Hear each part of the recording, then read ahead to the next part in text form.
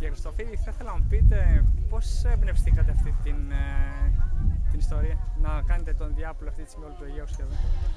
Η ιστορία της αποστολής αυτής του Ελλάδα Χίλια Μίλια ανάγεται στα τέλη του 2011. Από εκεί ξεκινά η ιδέα, τέλη του 2011, για ένα ταξίδι από το ένα άκρο της Ελλάδας στο άλλο, από το δυτικότερο άκρο για την ακρίβεια έως το ανατολικότερο.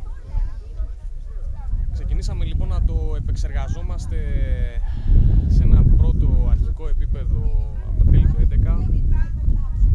Οι επόμενες αποστολές που ακολούθησαν το 2012 και το 2013 είχαν επιπροσθέτως και την σκοπιμότητα να αποκτήσουμε πείρα προκειμένου να φέρουμε σε πέρα στο ταξίδι αυτό, διότι είναι ένα εγχείρημα ιδιαίτερα απαιτητικό, είναι ένα εγχείρημα το οποίο προϋποθέτει πάρα πολύ καλή προετοιμασία σε όλα τα επίπεδα και γι' αυτό το λόγο κρίναμε ότι θα έπρεπε να είμαστε στο βέλτιστο δυνατό επίπεδο προετοιμασίας για την αποστολή αυτή.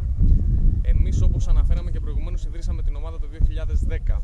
Ο σκοπός της ομάδας είναι να αναλαμβάνει κάθε χρόνο μια μεγάλη αποστολή κοπηλατική, αμιγώς κοπηλατική στην ανοιχτή θάλασσα, με απότερο σκοπό να διαδίδουμε το μήνυμα του εθελοντισμού, το μήνυμα της αγάπης προς τον συνάνθρωπο, υποστηρίζοντας ιδιαίτερα συλλόγους που βοηθούν παιδιά με προβλήματα υγείας. Ένας από αυτούς τους συλλόγους είναι η Πίστη, η οποία έχει κάνει σπουδαίο έργο τα τελευταία 20 χρόνια. Δραστηριοποιείται στην ογκολογική μονάδα Παιδών Αγία Σοφία, δίπλα στα παιδιά με καρκίνο και στις οικογένειές τους. Και εμείς από την πλευρά μας στηρίζουμε το έργο του συλλόγου και προσπαθούμε να παροτρύνουμε τους συμπολίτες μας να βοηθήσουν με κάθε μέσο. Κύριο μήνυμα της φετινής αποστολής είναι: γίνε δότης μυελού των οστών. Γίνε υποψήφιος δότης μυελού των οστών και σώσε μία ζωή, και σώσε μία παιδική ζωή. Κύριε Χριστοφίδη, πέρα από σωματική δύναμη, χρειάζεται και ψυχική δύναμη. Πόσο ψυχική δύναμη πρέπει να έχει κάποιος για να κάνει αυτό που κάνετε εσείς? Χρειάζεται, όπως είπα, πάρα πολύ καλή προετοιμασία σε όλα τα επίπεδα, και στο σωματικό, και στο πνευματικό, και στο ψυχικό. Εμείς, έχοντας δουλέψει πάρα πολύ όλα αυτά τα χρόνια, μπορώ να πω ότι έχουμε την αυτοπεποίθηση προκειμένου να φέρουμε το εγχείρημα σε πέρας. Παρ' όλα αυτά, θέλω να τονίσω ότι προσεγγίζουμε τη θάλασσα πάντα με σεβασμό, πάντα με ταπεινότητα. Είμαστε μπροστά της ασήμαντοι, το γνωρίζουμε αυτό και είμαστε πάντα πάρα πολύ προσεκτικοί στον τρόπο με τον οποίο την προσεγγίζουμε. Οπωσδήποτε υπάρχουν απογοητεύσεις σε τέτοιου είδους μεγάλες αποστολές, υπάρχουν απρόοπτα, αλλά μέχρι στιγμής τα έχουμε αντιμετωπίσει όλα επιτυχώς, λόγω και της πάρα πολύ καλής συνεργασίας και του δεσίματος που έχουμε όλα τα μέλη της ομάδας μεταξύ μας, διότι έχουμε δουλέψει πάρα πολύ μαζί μεταξύ μας και είναι ένας πάρα πολύ σημαντικός παράγοντας προκειμένου ένα τέτοιο εγχείρημα να έχει πιθανότητες επιτυχίας. Αυτή τη στιγμή έχω δει ότι αυτός ο μαραθώνιος γίνεται υπό την αιγίδα των Υπουργείων, έτσι? Ακριβώς, γίνεται υπό την αιγίδα του Υπουργείου Τουρισμού, υπό την αιγίδα του Υπουργείου Πολιτισμού και Αθλητισμού και υπό την αιγίδα του Υπουργείου Ναυτιλίας και Αιγαίου. Πόσο οξύμορο είναι το γεγονός ότι ενώ αυτή τη στιγμή οι τρία υπουργεία δίνουν την αιγίδα τους, το Υπουργείο Υγείας κόβει τα φάρμακα από τους καρκινοπαθείς? Και πρέπει να υπάρχουν πρωτοβουλίες αντιδικήσεις για να υπάρχει αυτή τη στιγμή μία τουλάχιστον.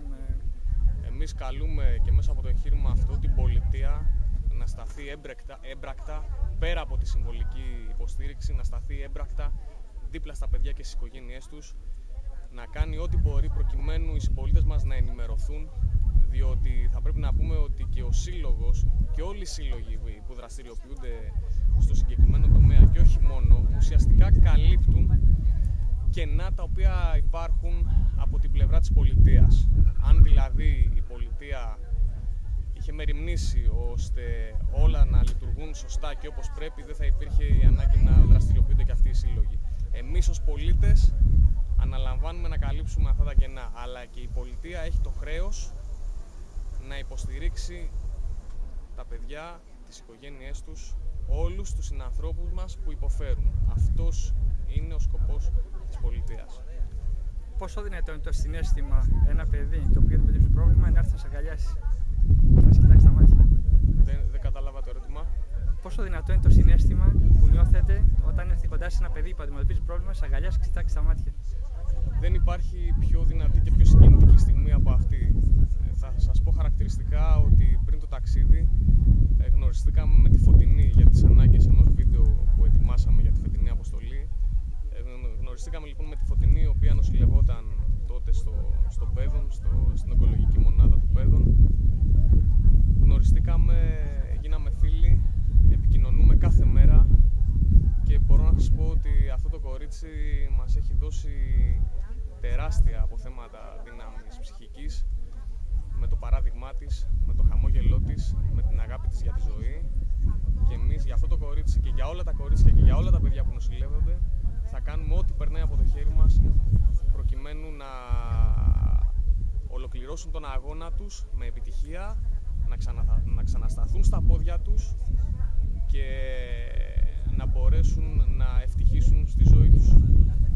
Και πρέπει να πούμε σε αυτό το σημείο ότι ο παιδικός καρκίνος είναι μια ασθένεια σχεδόν πλήρως ιάσιμη, αρκεί βέβαια να γίνει ό,τι είναι επιστημονικός και ανθρωπίνος δυνατόν, διότι δεν μπορούμε να αφήσουμε τα παιδιά αυτά, να τα εγκαταλείψουμε, να μην κάνουμε ό,τι περνάει από το χέρι μας προκειμένου να ολοκληρώσουν τον αγώνα τους με επιτυχία. Όταν βλέπετε ότι υπάρχουν αυτή τη στιγμή σήμερα Ελληνόπουλα, τα οποία μέσα από το δράμα τους δίνουν έναν αγώνα ζωής, πιστεύετε ότι υπάρχει από εκεί και πέρα ελπίδα για την Ελλάδα? Ελπίδα για την Ελλάδα θα υπάρξει καταρχάς αν όλοι εμείς γίνουμε πολίτες, διότι πλέον θα έλεγα ότι το μεγαλύτερο μέρος, το μεγαλύτερο ποσοστό του πληθυσμού δεν είναι πολίτες, είναι ιδιώτες. Θα πρέπει να ξεπεράσουμε, να υπερβούμε το στάδιο του ιδιώτη και να σταθούμε στο ύψος των συλλογικών περιστάσεων, που σημαίνει ότι θα πρέπει να είμαστε δίπλα στους συμπολίτες μας. Θα πρέπει να γνωρίζουμε ποιες είναι οι υποχρεώσεις μας, ποια είναι τα δικαιώματά μας, να αγωνιζόμαστε για αυτά και μόνο τότε θα μπορέσουμε να ευημερίσουμε ως κοινωνία. Και σεβόμενοι βέβαια τα δικαιώματα των άλλων. Πάντα. Δεν ξέρω αν είχατε κάτι άλλο να πείτε εσείς. Αν θέλετε να συμπληρώσετε κάτι. Δεν νομίζω ότι έχω να προσθέσω κάτι άλλο.